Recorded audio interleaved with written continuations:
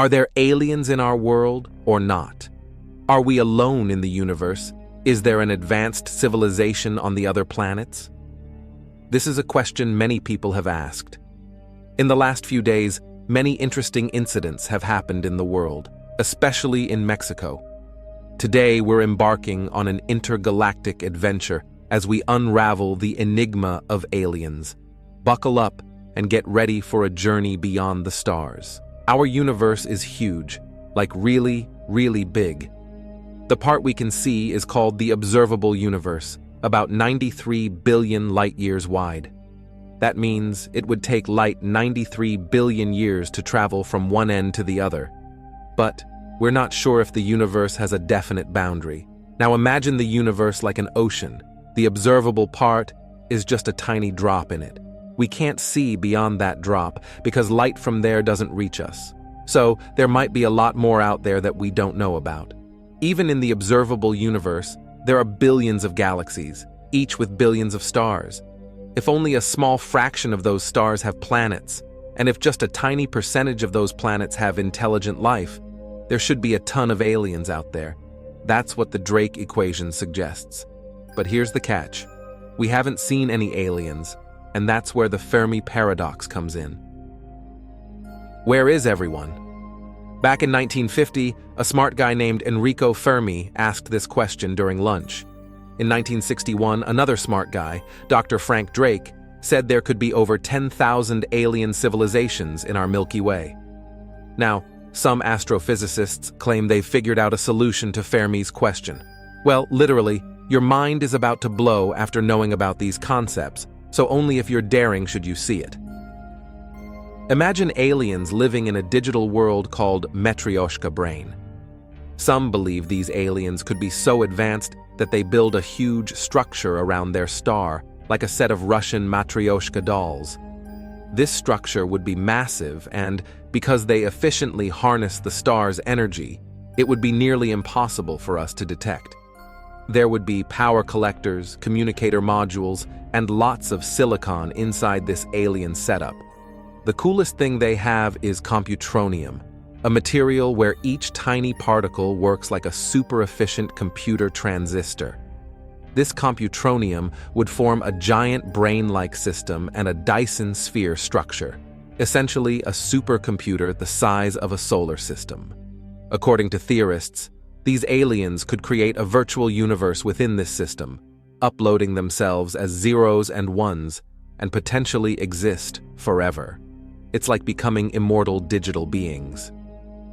What do you think about this wild idea? NASA's Sean Domagal Goldman believes that dealing with aliens could go two ways. Either they help us or harm us. He thinks if super advanced aliens find us, they might see us as a threat and attack.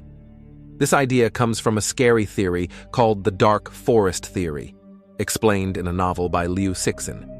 Basically, it says that in the vast universe, civilizations act like hunters in a dark forest, trying to survive and keep themselves safe. Advanced aliens could be harmful because knowledge is powerful, and they might hide from us to explore without getting caught. So, even though there might be aliens around, they stay hidden to protect themselves. This entire universe is like some universal game. Imagine two civilizations, C1 and C2. They know about each other in one scenario, and one is likely to destroy the other. In another scenario, they're unaware of each other. In the first case, it's like a game where both civilizations are silent, making the chances of any outcome zero. But if one decides to destroy the other, there are finite chances of different outcomes. It's like a game where someone can die, but who? Nobody knows, so infinite possibilities. In the second case, where C1 and C2 are unaware of each other's existence, C1 is less advanced than C2. In this case, all chances will remain the same as in the previous scenario, but some things will change. Now, C1 has one choice: send signals to locate C2 or keep its location secret. If C2 detects the signals sent by C1, it will know the location of C1. And as in the first scenario, C2 will most probably eliminate C1. But if C1 never sends any signals, C2 will also not know the location of C1, and both can survive. So, if we are C1 and significantly less advanced than another civilization, it is best not to broadcast our location.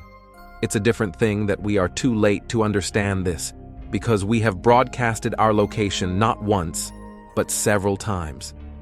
For example, in 1974, with the Arecibo message, and in 1977, with the Voyager Golden Disk, we literally decoded our biological makeup for aliens. If we consider the latest values of the Drake equation, there are approximately 15.6 million civilizations in our universe, and if just 1% of them are more advanced than us and can detect our signals, 156,000 civilizations can pose a threat to us simultaneously, making this solution terrifying for us. The Metrioshka Brain of Edwin. It says that advanced civilizations can upload themselves into computer systems, so even if malware designed for advanced alien civilizations is spying on us, we can't fathom how much such malware may exist. Possible, right? Well, if they use quantum computers or even more advanced computers than that, they can create wormholes. Artificially created, as I recently made a video on, showing how wormholes are created artificially using quantum computers. You can watch it by clicking here. Thank you so much for watching because your support matters to us.